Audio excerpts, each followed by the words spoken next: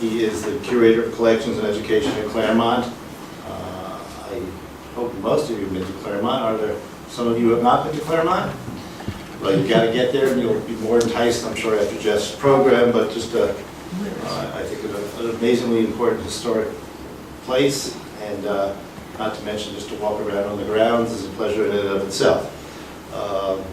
Geoff is from the Hudson Valley. He went to several different SUNYs, and he can tell you more about himself in Clermont. So with that, I present Geoff Benton.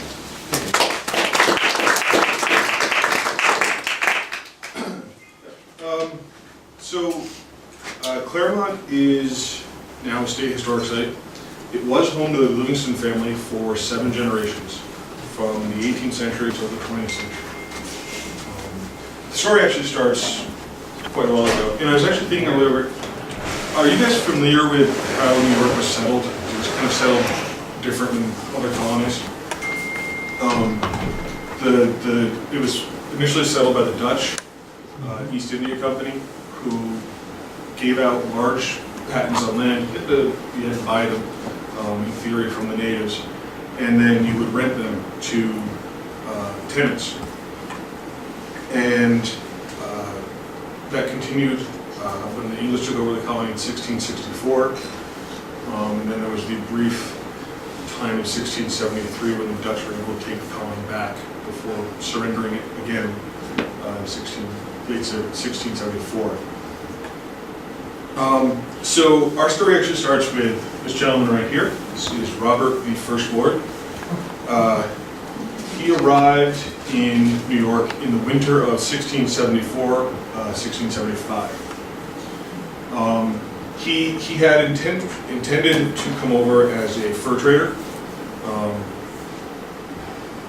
He was the son of a minister from Scotland, his name was John, who had managed to stay neutral during the English Civil War, and then after the Restoration had a falling out with the king because the king wanted to bring the Scottish church in line with the English church, and he disagreed with that. So he ended up fleeing to Rotterdam in the Netherlands and lived there for 10 years. Robert was 8 when they left. One of the youngest children. The older children stayed in Scotland. 10 years later, his father died.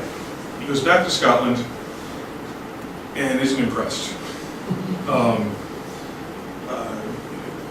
The Livingston land is up around the Firth of Forth and in that area. And it's much more rural, much more, in his mind, backwards than Rotterdam, which was Could you just tell us where this is? I don't know anything about it. I don't even know where Clermont is. What town is it in? I will get to that in just a second. Okay. Okay? So he comes over here in 1674, 1675, and within a few years, he manages to get himself made Secretary of Albany, Secretary for Indian Affairs for the colony, and Secretary of Rensselaer's Lake, which is this piece of land here. It's about 750,000 acres. It's owned by the Van Rensselaer family. And basically it went from, it covered all of Albany and Rensselaer County today in New York, plus a little extra. And Robert is working for a man, Nicholas Van Rensselaer, and Nicholas suddenly dies. And within a few months, Robert here marries Nicholas's widow, who is Schuyler in her own right, another great New York Dutch name.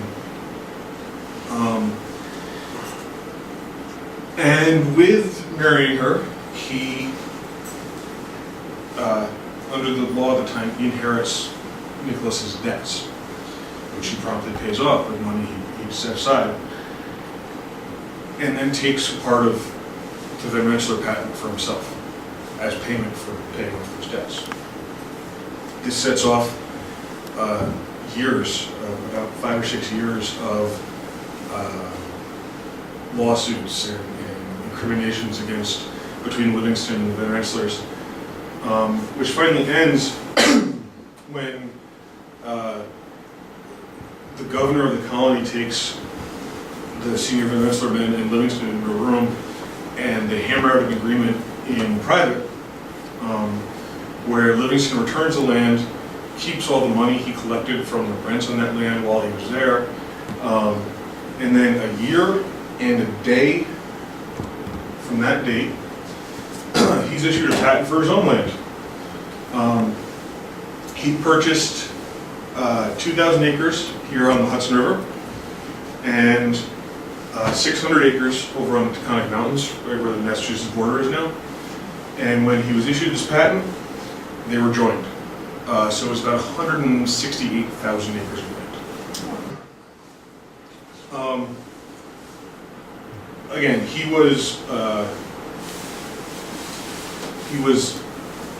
the idea was to rent it to tenants. He had a little trouble with that at first. So in 1710, he sold this piece, 6,000 acre parcel of land, back to the Crown, and they settled the Palatines on it, refugees from what became Germany.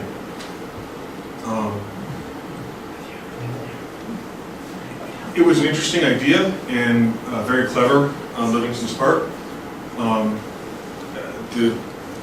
The idea was that the Palatines would be brought over, given land, and they would harvest naval stores for the Crown. So this land was where they lived. All the trees they were going to harvest were still on his land. So Livingston was getting his land cleared, roads built, all these things at the expense of the Crown. He also had the contract to supply them with food and water and beer and all those things. They had several, he and Robert and Lita had several children, and when he died in 1728, he divided the land between his two eldest sons. The bigger section, which is in orange, yes, went to his older son, Philip. It's about 143,000 acres. And he also got the title that went with the land, which was Lord of Livingston Manor. The second surviving son, Robert, got this piece, everything below the roll of Jansenkill, with the exception of East Camp. That's the Clermont estate. It's about 13,000 acres. There was a third son too, whose name was Gilbert, and in the First Lord's will, he essentially says Gilbert has gotten all he's gotten from the and then daughters received cash payments and small pieces of property he owned elsewhere. So as I said, this 13,000 acres becomes the basis of the Clermont estate for, as we call him, Robert the Builder. He begins construction of his house about 1730. He also begins purchasing land across the river in what's known as the Hardenberg patent, because he wasn't happy with his older brother having more land than him. So in the approximately 10 years it takes to build the house, he purchases all these pieces of land across the river. You can see here, Livingston, buying all these parcels, and Livingston. And by the time that he's done buying it, he owns 500,000 acres in the Hardenberg patent. So that when he opened the front door of his house in 1740, he could say without exaggeration that he owned everything he could see.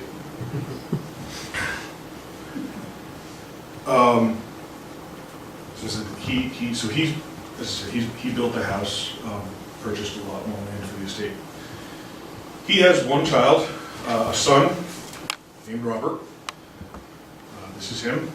We call him Robert the Judge. He was a lawyer, became a judge in the Admiralty Court and a few other courts in the colony of New York. His good relationship with the government started to fall apart in the 1760s. He was a member of the Stamp Act Congress. He was actually one of the hosts of the Stamp Act Congress at his house in New York. And he also built the first functioning gunpowder mill in New York State that supplied gunpowder to the Continental Army. He married Margaret Beekman, and this is her wedding portrait here, Walston, who was the sole heir to Colonel Henry Beekman, who controlled, I don't know if this will work here, this piece of land here, which is the Beekman patent. He also had shares in the Oblong, Great Nine Partners, Little Nine Partners, Red Hook, and several others, bringing his estate to about 500,000 acres as well. So Robert the Judge was looking forward to his father and father-in-law dying and inheriting all their land. Now, it's easy when you see this, the money that was to come to them, to think that their relationship was strictly business, but in fact they were tenderly to each other oftentimes, and when he died, she outlived him by about 25 years. She would often write in her journal and diary about missing him. But the other evidence is that they had 11 children, 10 of which lived to adulthood. Their eldest daughter, Janet, and this is the only known image of her. It was done by one of her great nieces, or one of her nieces, when she was a much older lady. But apparently she was quite a beauty when she was young. She married Richard Montgomery, who was one of the first brigadier generals in the American Army. And they were actually married in the drawing room at Clermont. And unfortunately, at the end of 1775, Montgomery was killed leading the attack on Quebec. So he died. Yes. Yeah. And there's actually a very, she went on after he died. She had several other offers of marriage, all of which she turned down. She ran the estate they started together, Grassmere, very well, and then she built a really grand mansion on her own, which she named Montgomery Place in his honor. And there's a sad story about 1818, I think it is. The U.S. government actually got permission from the British government to bring Montgomery's body back from Canada. And they brought it down the Hudson on a steam vessel, and it stopped at Montgomery Place. The band played a dirge, and it was essentially the closest she'd been to her husband since 1775. And when the family went to find her, because she has to be alone during the stop, she'd actually passed out from grief. Their sons, though, I'm going to skip their eldest son right now. His name is Robert. Back to him, because he's really the most important, so I'm going to spend a little bit more time on him. But we have Colonel Henry Beekman Livingston. He was their next oldest son. He rose to the rank of colonel in the 4th New York Regiment during the Revolution. Fought in Canada, fought in the Hudson Valley, spent the winter at Valley Forge, fought at the Battle of Monmouth. His regiment was actually, for a brief time at the Battle of Monmouth, his regiment was the American line. They suffered about 1/3 casualties, including him. He was shot in the leg, which only made him angry. And he would resign from the Army in 1779 and kind of went downhill from there. He had many, many mistresses, one disastrous marriage, and ended up being essentially cast out of the army, out of the family, to the point where in 1824 when Lafayette did his grand return trip around America. One of his stops was Clermont, and Henry wasn't invited, despite the fact that he was the only Livingston alive at the time that actually knew Lafayette. So when the steamboat was coming off the river with Lafayette on it, he had himself rowed out from the town of Kingston, met on the boat, and then rowed back, because he wasn't allowed to attend in town, at the house. The next son is John. He did a brief stint in the Army before becoming a merchant, quite successfully. Spent his time after the war as a merchant, stumbled upon a very lucrative business model, wherein he would buy up property and houses in New York City and rent them to madams. So over the course of about 20 years, he owned somewhere around 50 brothels. He was known as the Lord of Vice. And then we have Edward. Edward is the youngest son. He's actually the youngest child. There's almost 20 years difference between him and the Chancellor. I don't know why that picture shrunk down like that, but he was called, his wife and then his brothers mockingly called him Bonehead. But he was too young to actually take part in the American Revolution, although he did spend some time in George Washington's camp at the tail end of the Revolution as a gentleman volunteer. He went on, he served in Congress, became mayor of New York City, then went to New Orleans, where he wrote the legal code for New Orleans, which had recently become a territory. It burned in a fire, so he had to write it again before it could be printed. Served in Congress again, served at the Battle of New Orleans as Jackson's military secretary. He was basically responsible for translating everything Jackson said into French, because Jackson didn't speak any French, and Edward did.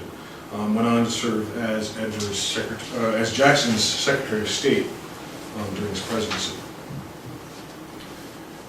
And then we've got the daughters. We don't have pictures of all of the daughters of Robert and Margaret. We have Margaret, who we don't have a picture of, who married Dr. Thomas Tillotson, who was a military surgeon during the war, later Secretary of State for New York. This is Catherine. She married Reverend Freeborn Garrison, who was responsible for the spread of Methodism into New York. She's considered essentially the mother of Methodism in America. She was a frequent correspondent to many missionaries and anyone from the faith that needed support. There's another daughter, Gertrude, who married General Morgan Lewis, who became governor of New York. Joanna married a distant cousin, Peter Livingston, who was a successful lawyer and served in the State Assembly and Senate. And then finally, the youngest daughter was Alida, named after her great-grandmother. She married General John Armstrong, Continental Army officer, served as Secretary of War after the war, actually responsible for starting the Newburgh Conspiracy, and also the only member of the Continental Congress to be photographed.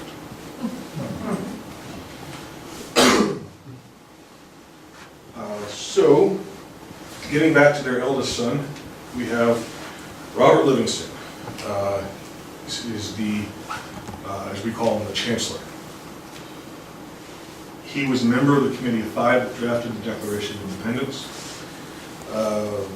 Under the Articles of Confederation, he was the first Secretary for Foreign Affairs for America, essentially what would become the Secretary of State. It was under his administration that the peace treaty was negotiated.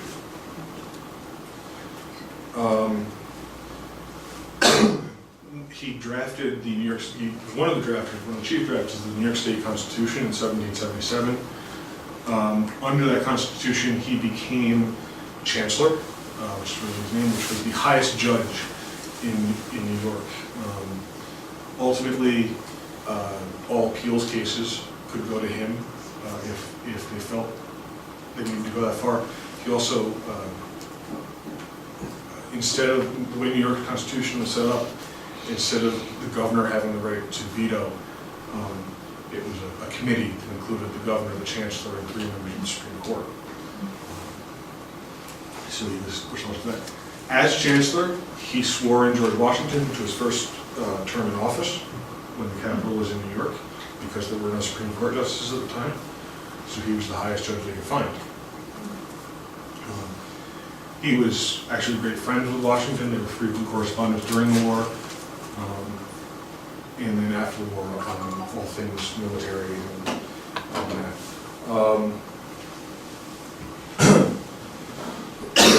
He had a falling out with the Federalist Party, Washington's party, about the time of Washington's inauguration, which led to him not getting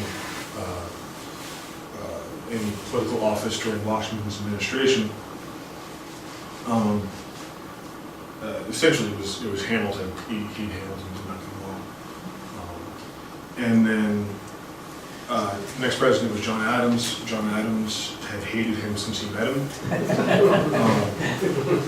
Basically, what it comes down to is he was jealous.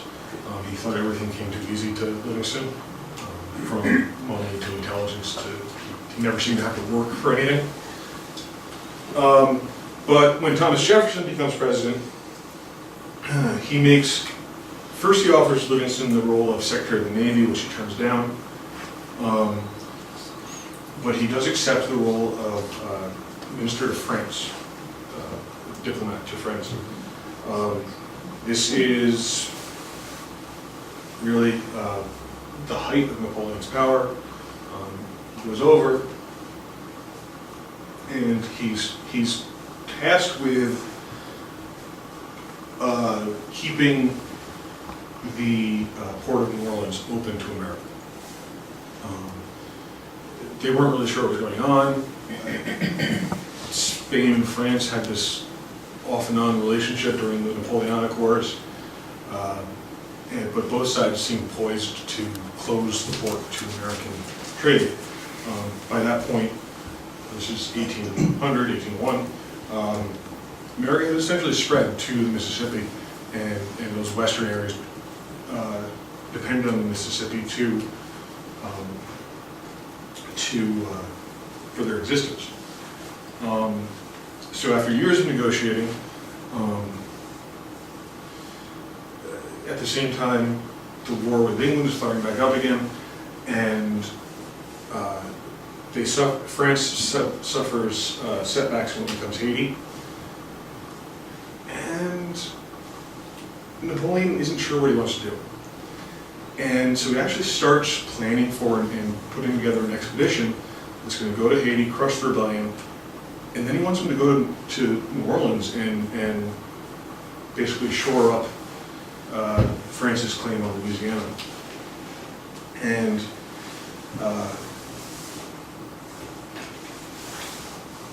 Livingston finds out about this, and in a letter to Talleyrand, Napoleon's minister, he says essentially that the disagreement over the land between America and France can be settled with gold or steel. And Napoleon didn't have any interest in starting another front to the war, and at the same time he gets word that his army is lost very badly in Haiti. So one day he surprises Livingston and they say, "How would you like to buy all of Louisiana?" Which at that time was this large piece of property. They work out the details. James Madison shows up, takes all the credit, but essentially Robert Livingston negotiated the treaty that gave the Louisiana Territory to New York, or to America, excuse me, for about 15 cents an acre, and literally doubled the size of the country. As I said, he didn't get any credit for that. He comes back, he's out of the government again, so he returns to more agricultural and scientific pursuits. He'd actually gotten permission from Napoleon to export 4 merino sheep, very specific breed of sheep, from France. He comes back, he writes an essay that's actually used for about 100 years on sheep husbandry. Basically makes merino sheep wool the wool we need to have in America. It's Madison? I think it's Madison wears a suit made of Livingstons merino wool to his inauguration. And at the same time, he's also working on the steamboat. He'd been working on that since the 1790s. Hadn't been able to get it right on his own. Teamed up with a man he met in France named Robert Fulton. And in 1807, they launched the first commercially successful steamboat, for which they have a monopoly on the Hudson. All steam travel belongs to them. They also got that expanded to the Mississippi, and they put the first steamboat on the Mississippi as well, which was exciting. They had to sail it down the Ohio to the Mississippi, and it was going down the Mississippi at the time of the New Madrid earthquake, which is when the Mississippi ran backwards for a while.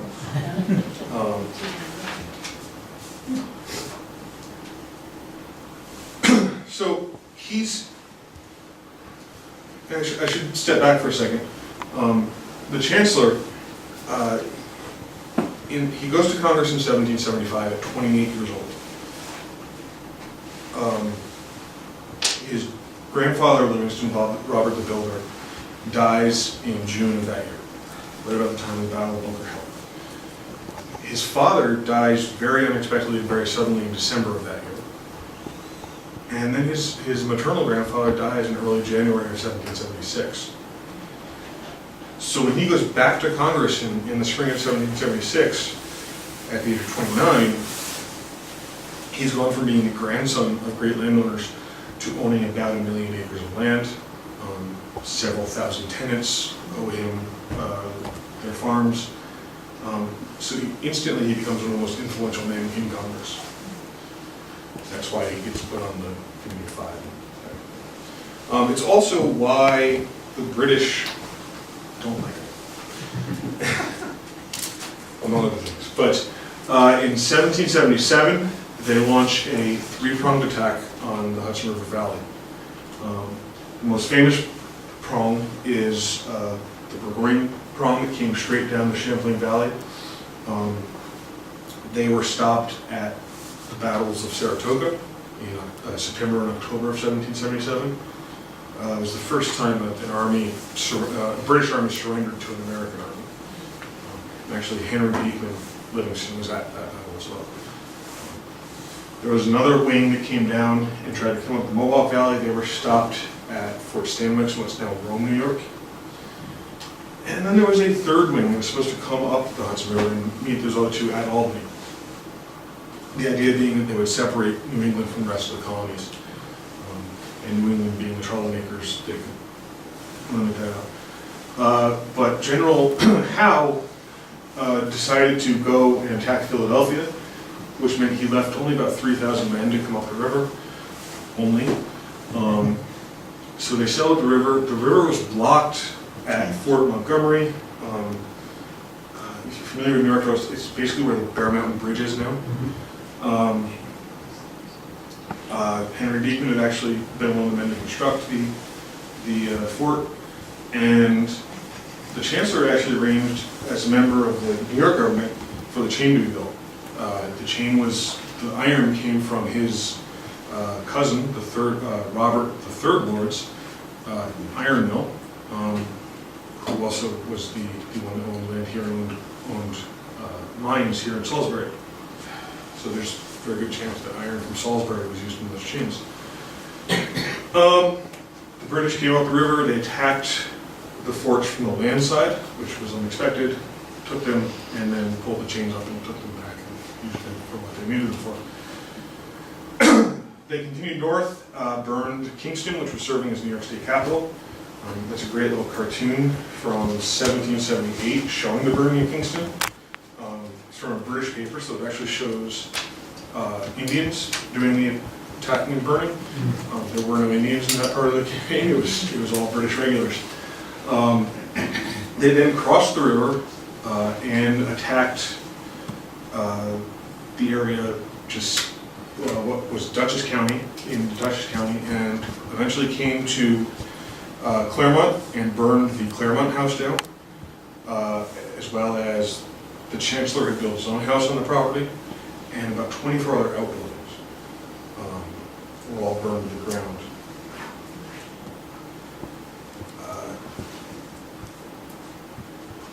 There was minimal resistance from the militia, because the vast majority of the militia had been called up to Saratoga to fight the line. But the British did lose one person in attacking Clermont.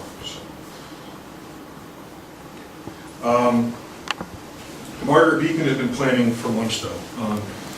Initially, the family story was always that she was, they saw Kingston burning and they fled, like minutes ahead of the British. We were recently made aware of letters and another historic site that show she was planning since at least August to flee if the British came up the river. And she went to this house, I guess it was called Montgomery House, which belonged to Robert III Lord here in Salisbury. And I think several years ago, I inquired at the Salisbury Association there if there were any pictures of the house, and I was sent these, which apparently show it in the 1890s when it was being taken down. Where was that house? What's Is that by Hotchkiss? Hotchkiss? Yeah. Yeah, but basically the third lord owned a large house over here because he wanted to come over and check on his mines and things. He didn't want to stay in the town over there. So he had no room.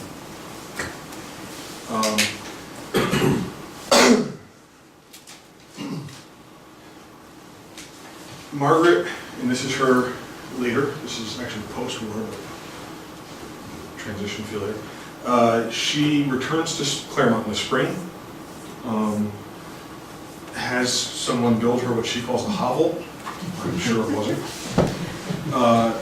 and immediately begins bombarding Governor George Clinton with letters requesting that he release men from their obligation to the militia in order to focus on rebuilding her house. Essentially, she didn't want to start construction on her house if these guys were going to be called out and just have to leave it. So, and he consented. So she actually, in the middle of the war, has her house rebuilt. Now, it was a Georgian-style house, and there's a reason I haven't shown you the pictures, because we don't know for sure what the original house looked like. We know it was Georgian, so that 4x4 look. We also know that the south and north walls of the house survived the fire, and she rebuilt in that shell. And it was done enough that in 1781, George Washington and Martha stayed there for the, George was on his way to inspect Fort Ticonderoga ultimately, and he left Martha with Margaret for 8 days while he was doing that. And again, the family story is that the banister, the second floor, wasn't done at that point, so Margaret insisted that Martha sleep in one of the basement rooms because she didn't want to risk her falling. So this is the earliest image we have of the house. It's a sketch that was done about 1790. You can see, like I said, it's that square Georgian style. Now, the Chancellor chose not to rebuild in the same place, his house. He moved his house about 200 to 300 yards south on the property and built what he called New Clermont. That got confusing, and eventually it became known as Arl House, which is a phonetic pronunciation of his initials, RRL. Now, this house that he built was a new style. It was H-shaped, with 2 arms facing the river and 2 arms facing out. It was in showing that he had progressed from being just a wealthy man to a very influential and important man. This was a house on the scale of Monticello and Mount Vernon. The first floor ceilings were somewhere between 12 and 16 feet high, as best we can estimate. He had a library of about 5,000 books in it. He also had, what was interesting for the time, is the orangery, essentially a fancy greenhouse where he could build, where he could grow citrus and other trees that wouldn't normally grow in the environment. That was on the north side. This plan is slightly later, where that conservatory is. You can imagine a bigger room. It was actually large enough he had tables custom made to fit around the trees in it, so that he could serve dinners in the orangery. What's also fascinating is, as Chancellor of New York, he got to decide where the Chancery Court met. So most of the time it met right here.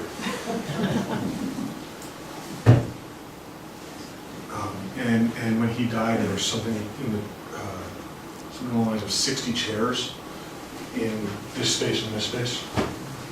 So you can imagine how large these rooms are. When Margaret died in 1800, very sad story, she was actually hosting a dinner party and gave a toast, and during the toast her arm went numb, so she switched arms and finished and sat down and died. So when she died, Clermont, Old Clermont, as it was then called, was given to the Chancellor's eldest daughter, Elizabeth, and her husband, Edward Philip Livingston. Chancellor had 2 daughters, no other children. They both married other Livingstons, though. New Clermont, Arle House, went to his younger daughter when the Chancellor died. The Chancellor died in 1813, his wife died in 1814, and the house, Arle House, went to his younger daughter, Margaret Mariah, who had actually married a man named Robert Livingston.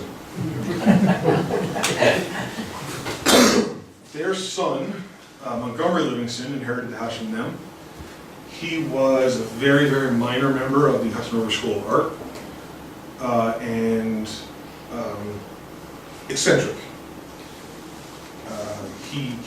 When he would run short on money, he would sell off pieces of land, which is not something the Livingstons approved of. And he was also known to keep his cash from those sales in a top hat under his bed. So needless to say, when he died, he was deeply in debt, and the house was actually auctioned out to the family, Arle House. So Edward Philip is here at Old Clermont, as it was called, and he makes the first significant change to it. On the north side, he puts on this 1-story wing, which is it was an office for him, so that the tenants didn't come into the main part of the house anymore. They met him in this separate space, and they also put a new kitchen in the basement underneath it.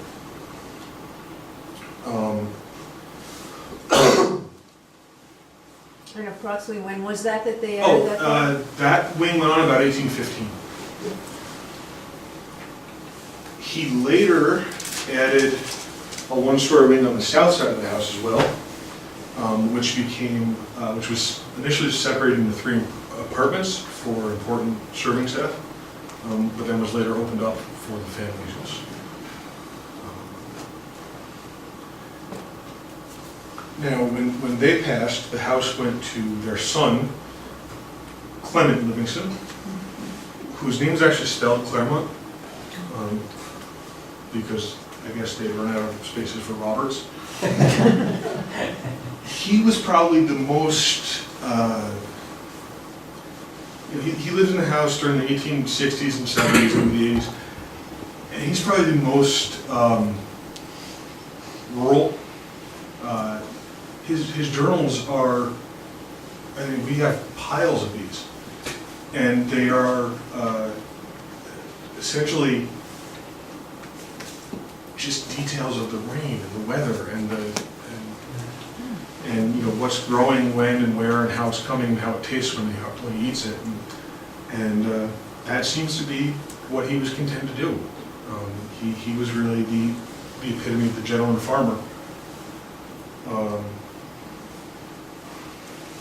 Also has terrible handwriting, which is a tradition among Livingston men.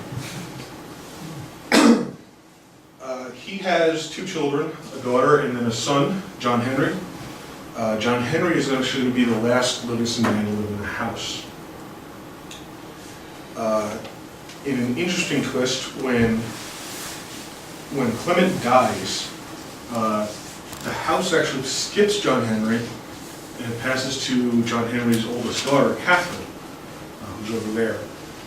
Now, she is the daughter from his first marriage. Her mother died as a result of the childbirth. But she was independently wealthy from the Hammersley family. She was the inheritor of that fortune. So there's a weird situation that we're still learning about, where he applies some kind of pressure to her. She sells him the house for $1. He's still the executor of her affairs because she's still underage. And in this period from basically the time of her mother's death in the early 1870s to the early 1890s, John Henry goes through a massive restoration project on the house, which is mostly paid for with her money. But it includes the modernization of the house. It includes the first telephone in the house, which is in a servants' area. So it's, I'm sure you've all seen Downton Abbey. It's the same idea. If you called, you didn't talk to John Henry.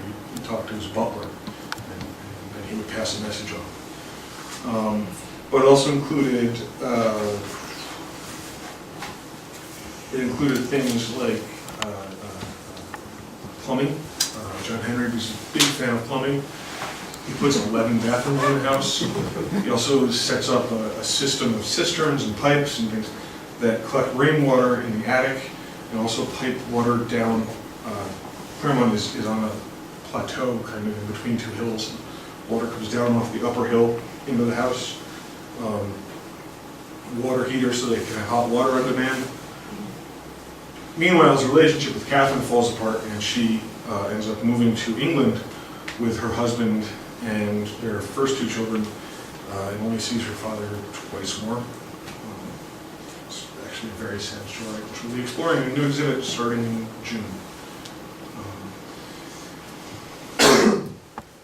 John Henry is married 3 times. His final wife is Alice Delafield Clarkson. Again, more of those very wealthy names. This is actually the last straw for Catherine. Alice here is only a year older than Catherine, and they were actually playmates as children. They have 2 daughters, Honoria and Janet. Honoria is the older one, Janet is the younger. And Alice, if you come to the house now, what you see is the modernization that John Henry put into the house, which included, I should mention, a 3rd floor. I didn't mention that. But also her design touches. So here's the 3rd floor I mentioned. They also added a 2nd and 3rd floor to the wing, the south wing. It's kind of tough to see, but they also put one of those grand porch on it. It was taken down shortly thereafter. So the exterior of the house as you see it now is essentially what John Henry built. The landscape and the interior are what Alice did. John Henry was also quite proud at about this time, about the turn of the century, he was able to purchase Arle House back into the family. He was a family historian. He was really proud of his ancestors, and so getting Arle House back was really important to him. Unfortunately, in 1909, while some workmen were burning leaves, the fire got out of control and burned our old house to the ground. Oh.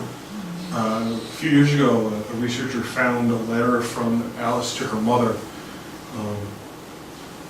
And I should say, this is about the most emotion you'll see on John Henry's face in any of these pictures. But apparently, after a full day of fighting the fire and losing the house, he comes in, sits in the dining room at Clermont, and cries. And right here, this is Punchy, one of their favorite dogs, Boston Terrier. But you can really see here, how grand the house is. Even in these pictures are taken when it's fairly dilapidated. But it's from these pictures we get the estimates of the ceiling heights and things. So there's as I said, our house burned in 1909. It's maintained on the property as a stabilized ruin. We actually just had last summer crew in. They shored up the foundations, repointed some of the brick where it was loosening. So we can never restore it to what it was, but at least people can get a sense of what was there when they come visit the site. Now, as for the interior of Clermont, Alice takes what was a very heavily Victorian decorated house. Her predecessor, John Henry's wife, Emily Evans, was big into the Victorian styles. And then there was also the problem of between wives. John Henry went into kind of a full-on bachelor mode, put a billiards room into that south wing and put taxidermy up all over the place. So Alice comes in and she cleans all that out and decides to go with a colonial revival style for the house. And so what she does, instead of, and this is fantastic, because John Henry is such a fan of the family's history that he went right along with this. But to go with the colonial revival style, at the time it was coming into style. People were going and buying reproductions and things.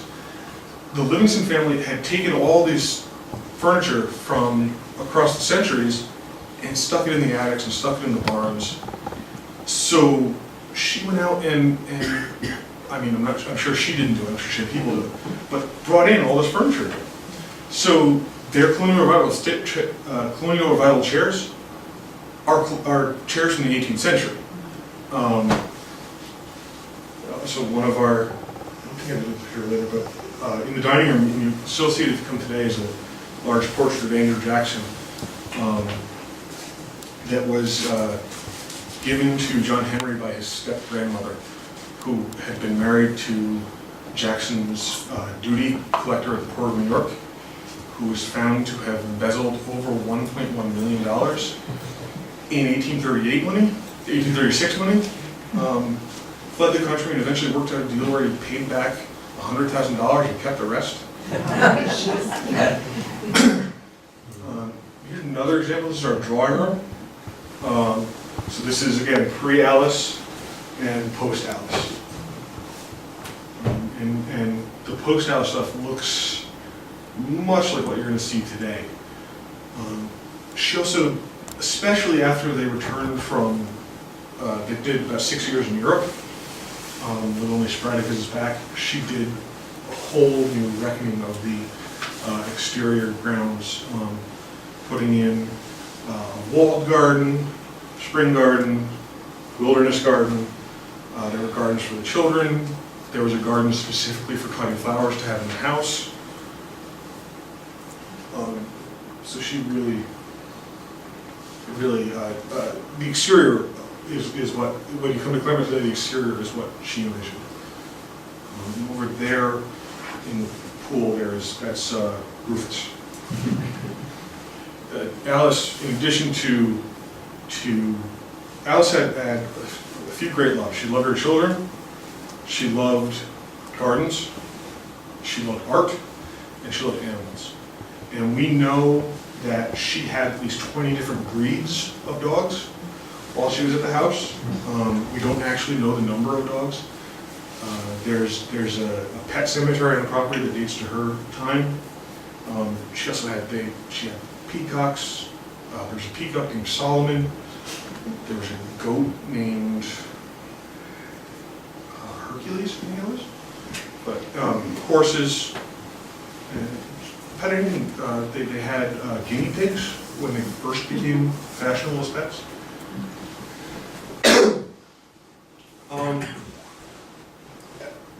But ultimately, the Livingstons' time at Clermont was drawing to a close. Alice and John Henry's daughters, they only had daughters, so there was no more Livingston men to take care of the house. The older daughter, Honoria, married an Irishman named Reginald McVitie. Everyone called him Rex. And they're kind of, they truly cared about each other and were married for 40-something years. But he kind of thought he was marrying a really rich Hudson Valley, New York heiress, and she thought she was marrying this like minor Irish nobility. And it turns out they were both not that wealthy. I don't want to give you the feeling that they were poor by any means. They split their time between Clermont and St. Petersburg, where he had a career as the sport fishing editor for the St. Petersburg Times. She never really, although she did sew costumes briefly for the Barnum and Bailey Circus, because they were winter headquarters was in their house. Janet, the younger daughter, never married, but she was a very interesting woman. She had a career on Wall Street, and during the end of Alice's life, and it was mostly her money keeping the Livingston, Clermont afloat. But she had a driver's license. She was a fencer. She was an accomplished horsewoman. She even earned her pilot's license late in life. She kind of did. She would, to mark milestones in her life, she would kind of do these outrageous things at the time. So when her father died, she got her driver's license. When her mother died, she went and got her pilot's license.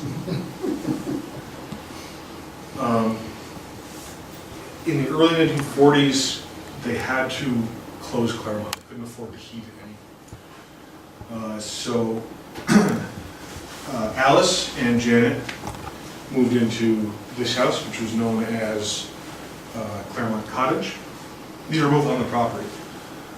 This is actually the headquarters for our Friends group now.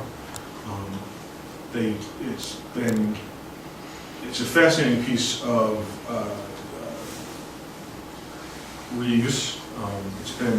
The exterior was left essentially the same. The interior was remodeled. It's now a modern office for them as well as a presentation space and library. So if you ever get a chance to go there, I would highly recommend it. The other house there is where Honoria and Rex lived when they were there. That is known as Sylvan Cottage. That's selling the property to us. It's supposed to be the manager's house for the site, but it's not quite done. Janet died in the 1970s. Actually, let me step back. So Alice, she realizes that the family isn't going to be able to keep the house. And she doesn't want to see it gone completely. She doesn't want to see someone else move in and do what they will with it. So in 1962, she works out a deal with the state where the state will take it over as a museum. She dies in 1964, and the state takes over the house. Now, the two cottages and those properties, the property associated with them, stay with the two girls until they pass. Like I said, Janet died in the 1970s from cancer, and Honoria actually lived until the year 2000, at which point all the property became ours. Our current size is about 512 acres. So, in essence, becoming a museum for Alice was a way to preserve the house, to keep the house in existence, and also to preserve her husband, John Henry, his legacy, which was remembering the family legacy. So Clermont's a fairly unique house, historic house. In the New York State system, there are houses that were purchased, essentially empty, brought into the system, and then collections were put in. There are also houses where, like for instance, Grant's Cottage in Saratoga County, where something happened there, in that case Grant died, and everything was left exactly as it was. In our case, the house looks essentially like Alice, and to a lesser extent John Henry, wanted the public to see it. So I'll give you some of the highlights of the collection now. This is our moose, one of the most famous pieces. Everyone remembers the moose if they've been to Clermont. As I said, between wives, John Henry put a lot of taxidermy in the house. For some reason, when Alice came in, he was allowed to keep this piece, which hangs in the study. And you'll notice his nose is a little bit worn. What Janet and Honoria would do would be to start across the room, run and jump and try and touch the moose's nose. And when they both could, Alice made them a cake. It's a very famous clock in our collection. Again, the Chancellor was the most prominent member of the family. A lot of what John Henry and Alice chose to show relates to him. He picked this clock up in France when he was there negotiating the Louisiana Purchase. It depicts the first hydrogenated balloon flight. And as of the last time we had it inspected, it's the only version of this clock on public display in the world. But again, the idea here is if you came to the house, you'd be shown into the drawing room, you'd see this clock, you'd see, you see the clock or one of the other pieces related to Chancellor, and you'd ask about it. And that would be John Henry's way to tell you about the Chancellor and how famous his family was. This clock stands in the hallway. The case was reworked in the 19th century, but the works inside are all 18th century. And according to the family legacy, it was one of the last things Alice was able to save from, Margaret was able to save from the house before the British burned it down, and one of the first things she brought back in. This is the chandelier. It's really hard to take a picture of a crystal chandelier. But this was purchased by the Chancellor in France while he was there negotiating the Louisiana Purchase. It's crystal. And again, it's hung in the drawing. We don't know when it came to Clermont, why it's in Clermont and wasn't in our house, but it's been there in the drawing room as long as we have pictures of the drawing room. Even in that old Victorian picture, you can see that chandelier hanging. These are the buttons that were on the Chancellor's coat when he swore George Washington into office. They're in our visitor center right now. We are in the process of planning and designing a new visitor center exhibit, which will open in 2020. It's going to focus a lot more on the 18th century with the upcoming 250th anniversary of the Revolution. This is one of Montgomery Livingstons' paintings. As I said, he was a very minor member of the Hudson River School of Art. He was actually a talented artist. The reason I say he's a minor member is that he never really sold a lot of art. Never really felt the need to. As I said, when he died deeply in debt, they found in his house piles and piles of completed and semi-completed canvases. There's actually a full lithograph studio in the basement. He just never felt the need to be commercially successful, as long as he had his top hat full of money. This is, I actually asked my education assistant what her favorite thing is. This is a sewing table that belonged to John Henry's mother, Cornelia. It's early 19th century, mother of pearl, and paper mache.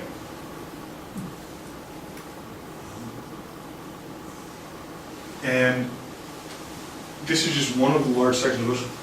We have, our current collection has about 3,000 books.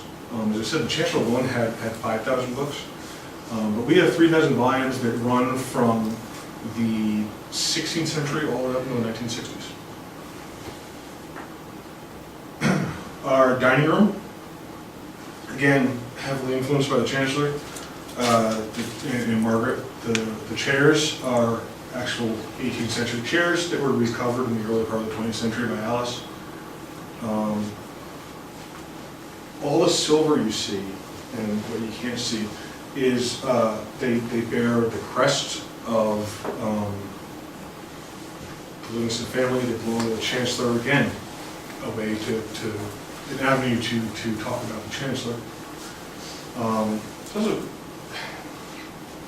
Sorry these pictures are so green, but the piece down here and then there's a matching piece over there they're actually wine chillers, and they depict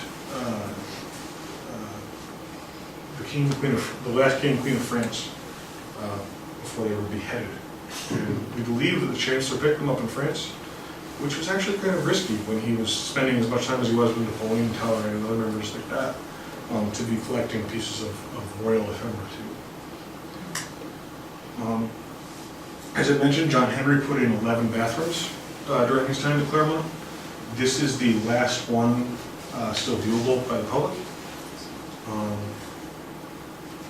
You can see clawfoot tubs, and as I said, running water throughout.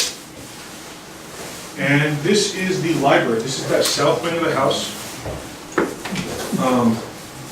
This was essentially the last John Henry, Alice, and their girls. This was their living room.